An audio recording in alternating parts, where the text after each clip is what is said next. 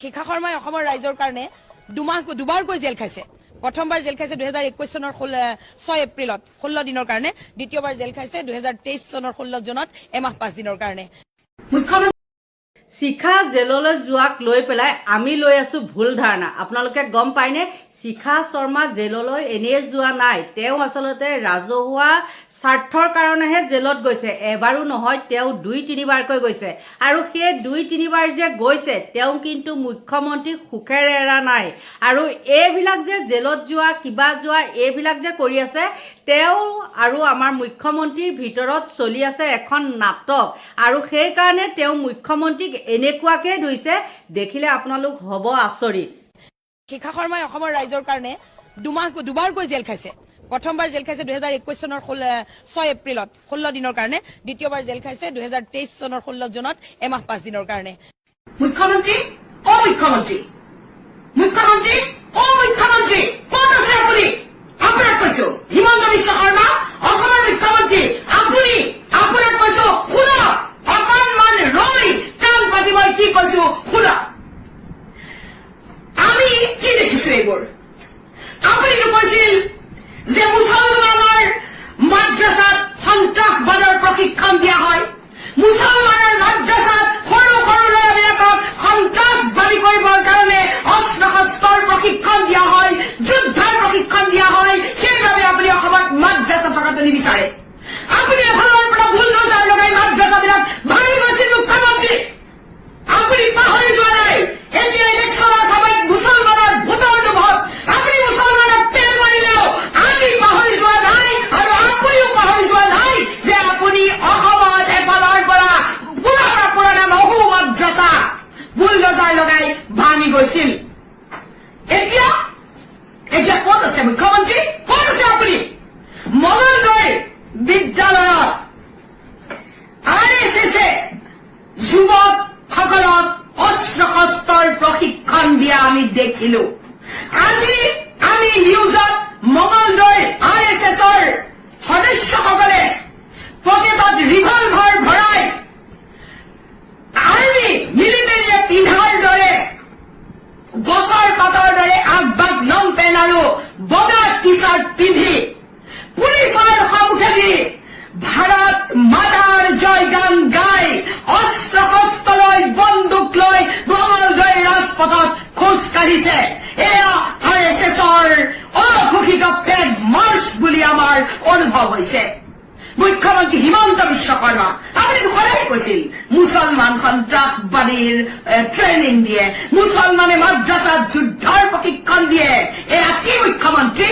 আপোনাৰ RSSে, ভাৰতীয় জনতা পাৰ্টীৰ অন্যতম সংগঠন RSSে সৌখন মঙলদৈৰ বিদ্যালয়ত RSSৰ অস্ত্ৰৰ প্ৰশিক্ষণ দিলে। এতিয়া আপুনি কি কব? আমি কওঁ শুনক, অস্ত্ৰ শস্ত্ৰ মুকলিভাৱে প্ৰশিক্ষণ দিয়া সংগঠনক নিষিদ্ধ ঘোষণা কৰক।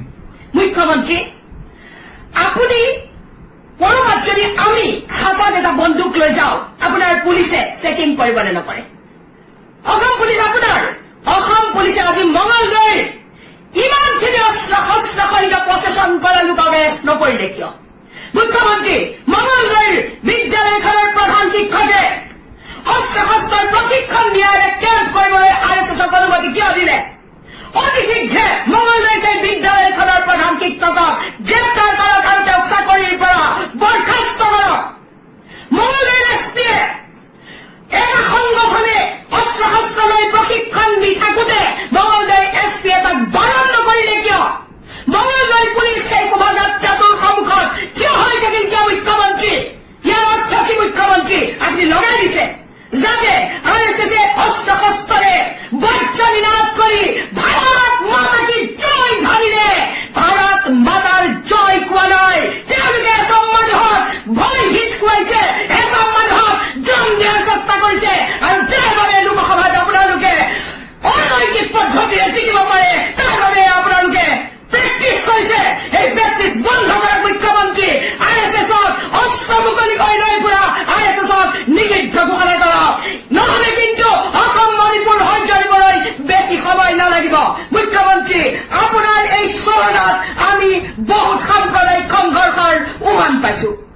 মুখ্যমন্ত্ৰী আপুনি মোক ফেচবুকত লিখা এটা সামান্য কথাৰ বাবে এমাহ 5 দিন জেলত ভৰাই থলে, মোক বেমাৰী কৰি পেলালে, মই অসুস্থ, কিন্তু ISS মুকলিকৈ অস্ত্ৰৰ প্ৰশিক্ষণ দিছে। আপুনি নিমাত্ৰ মুখ্যমন্ত্ৰী, এই প্ৰশ্নৰ উত্তৰ দিয়ক। আপোনাৰ কোনো কাৰণতে আমি অসমত সাম্প্ৰদায়িক সংঘৰ্ষ হবলৈ নিদিওঁ, প্ৰয়োজন হলে আমি নিজে মৰি যাম, তথাপিও আপুনি কৰা জালত আমি কোনো নিৰপৰাধী মানুহৰ মৃত্যু হবলৈ নিদিওঁ। অসমত আপুনি যিমানেই চেষ্টা নকৰক সাম্প্ৰদায়িক সংঘৰ্ষ হব নোৱাৰে। অসমৰ ৰাইজৰে আহ্বান, ISSৰ এই প্ৰশিক্ষণৰ বিৰুদ্ধে আপোনালোকে মুকলিকৈ প্ৰতিবাদ কৰক, নহলে সম্প্ৰীতিৰ অসমত শ্বহীদৰ শাৰী শাৰী লাইন লাগিবলৈ বেছি সময় নাথাকিব। অসমৰ সকলোৱে ISSৰ এই মুকলি অস্ত্ৰ প্ৰশিক্ষণৰ বিৰোধিতা কৰক। কেনেকুৱা পালে বাৰু আপোনালোকে সেই টেটুফলা চিঞৰকেইটা? আৰু এতিয়াও সেই থানাত গৈ পেলাই সেইকেইটা চিঞৰে। গতিকে নীলাজৰ লাজ নাই, বোলে কেঁকুৰাও মোৰ নাই। চিকাৰাণীৰ সঁচাকৈয়ে লাজ নাই। এগৰাকী কি বলিয়া ছাগলী, নহয় মতা হলে ভুগুলা ছাগলী কয়, নহয় নে? আৰু মাইকী হলে কি কৰে সেইটো আপোনালোকে নিজে জানে। গতিকে আপোনালোকৰ পৰা লৈছো বিদায়, বাই বাই।